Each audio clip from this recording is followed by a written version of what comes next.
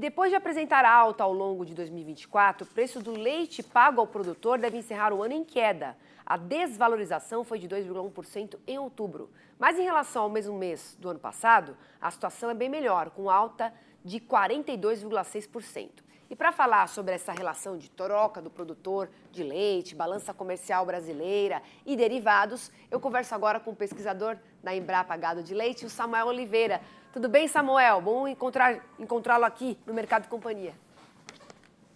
Boa tarde, Priscila. Boa tarde a todos. Para a Embrapa é sempre um prazer estar com vocês aqui para falar da economia do leite. Para a gente também. Agora me fala uma coisa, depois de um ano, que foi melhor para os produtores de leite, que enfrentam diversos desafios desde a pandemia, queria que você me explicasse o que justifica essa desvalorização no final do ano. É algo sazonal? É comum para essa época mesmo?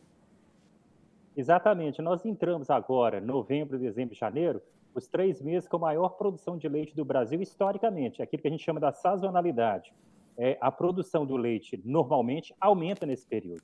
Então, com a maior produção, a gente tem uma maior oferta, é normal haver essa movimentação de acomodação dos preços em função de maior disponibilidade do leite no mercado nacional. E em relação ao ano passado, a melhora tem a ver também com a alta do consumo? Porque em relação ao ano passado, o aumento é muito significativo, né? Sim, a gente viveu um período agora recente de recuperação do consumo doméstico, né? Então isso está pressionando um pouco os preços. Também nós tivemos uma pequena redução agora dos custos de produção, né, em relação ao ano passado, embora nos últimos meses voltou a crescer um pouquinho. Então tudo isso está explicando essa melhor remuneração que o produtor está tendo nesse ano de 2024. Apesar dessa pequena queda, como você chamou a atenção, nós temos uma situação mais favorável ao produtor, porque os preços estão bem mais elevados ainda ao produtor que estavam no ano passado, ainda que o custo tenha aumentado um pouquinho, mas não muito. E como é que você enxerga as perspectivas para o ano que vem? Para o ano que vem, a gente espera que o crescimento da economia diminua um pouco, isso pode impactar um pouco na renda da população e arrefecer um pouquinho esse movimento de alta do consumo de leites e derivados. Nós temos um fato interessante, que é essa questão agora do câmbio, né, o real se desvalorizando, isso de uma certa maneira diminui as importações, então abre espaço para a produção nacional. Então isso é um estímulo à produção nacional. Por outro lado, essa última crise que nós estamos vendo agora, de câmbio, de taxa de juros e todas essas incertezas, podem modificar esse cenário, que originalmente é mais favorável. Portanto, o ano de 2025 é um ano de cautela e um ano de incertezas.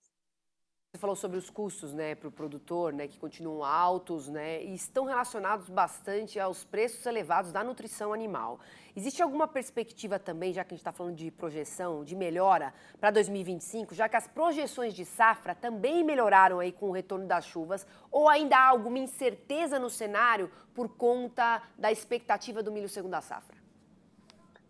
De fato, Priscila, a alimentação é metade do custo de produção do leite. Então, se o produtor focar na alimentação, ele está focando no item mais importante aí para reduzir seus custos, né? E, de fato, sim, nós percebemos que a soja, a gente tem uma perspectiva melhor de produção no Brasil esse ano, então os preços estão um pouco mais acomodados em relação aos anos anteriores, e o milho também, a situação não é muito diferente. Embora para o milho, a safra brasileira começa com a nossa safrinha, a safra principal. Então, nós estamos num momento aí de, vamos chamar de entre safra, até o início do ano que vem, em que existe alguma pressão aí em relação ao preço do milho, que andou subindo nos últimos dias, andou oscilando, mas nada que pareça ser muito preocupante, pelo menos até o momento.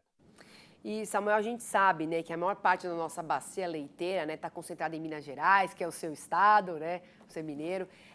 Mas a gente não pode deixar de mencionar a catástrofe climática que a gente teve, que a gente vivenciou, esse ano, entre o fim de abril e início de maio, lá no Rio Grande do Sul. Muitos produtores gaúchos, de leite, eles largaram as atividades. Chegando aqui agora ao final do ano, dá para dizer que o impacto da tragédia para a nossa produção nacional foi amenizado? Esses produtores do Rio Grande do Sul se recuperaram? Qual que é o balanço que você faz? Priscila, é interessante, você chamou a atenção aí de dois fatos, a questão meteorológica do Rio Grande do Sul e a questão de saída de produtores da atividade. Sim, a gente teve um impacto, sim, principalmente no mês de abril, maio, junho, meados do ano aí, com relação à produção do Rio Grande do Sul.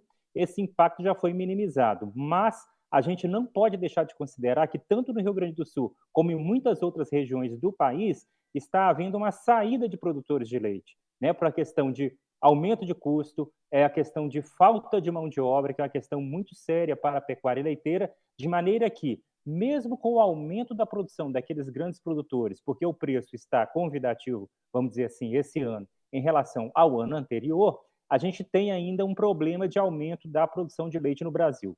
Então, tudo isso tem levado sim, a um pequeno aumento da produção brasileira, porém ainda não suficiente para trazer os preços aos patamares que estavam, por exemplo, no ano passado. Tá certo. Agora, tanto as importações, né, de leite quanto as exportações, elas cresceram em novembro deste ano. Aí olhando o relatório que até vocês nos enviaram. E eu queria que você me falasse quais derivados merecem destaque, né, com esse resultado e como é que fica o saldo da balança comercial brasileira. A gente hoje está com a situação de importações de leite muito elevadas. O principal produto que a gente importa é o leite em pó. E só para vocês terem uma ideia, a cada 10 litros, 100 litros de leite que é consumido no Brasil hoje, cerca de 9 litros é importado, ou seja, aproximadamente 9%, para você ver o volume que nós estamos importando de leite. As exportações cresceram também esse ano, porém, elas são muito pequenas em relação à importação e não afetam muito a oferta doméstica brasileira. E a perspectiva é, com essa desvalorização do real, o leite importado, que é cotado em dólar, se torna mais caro. Então, esse é um fator para desestimular as importações de leite, que, se nada for modificado, deve começar a cair em função dessa alta do dólar. Perfeito. Olha, quero agradecer muito sua participação aqui no Mercado e Companhia. Você é mineiro da onde, Samuel? Eu moro em Juiz de Fora, mas sou originalmente de Governador Valadares. Excelente. Um abraço aí para todos os mineiros, né? Povo receptivo. Gosto muito aí do seu estado. E boa quinta-feira para você, bom fim de semana. Se eu não te ver novamente, um Feliz Natal e um próspero Ano Novo também. Já aproveito para desejar isso para você. Muito obrigado, Priscila. Nós desejamos a você também, a todos do Canal Rural, aqueles que estão nos assistindo, um ótimo 2025 com muita cautela, prudência e muita felicidade. Muito obrigado. Vamos embora. Obrigada.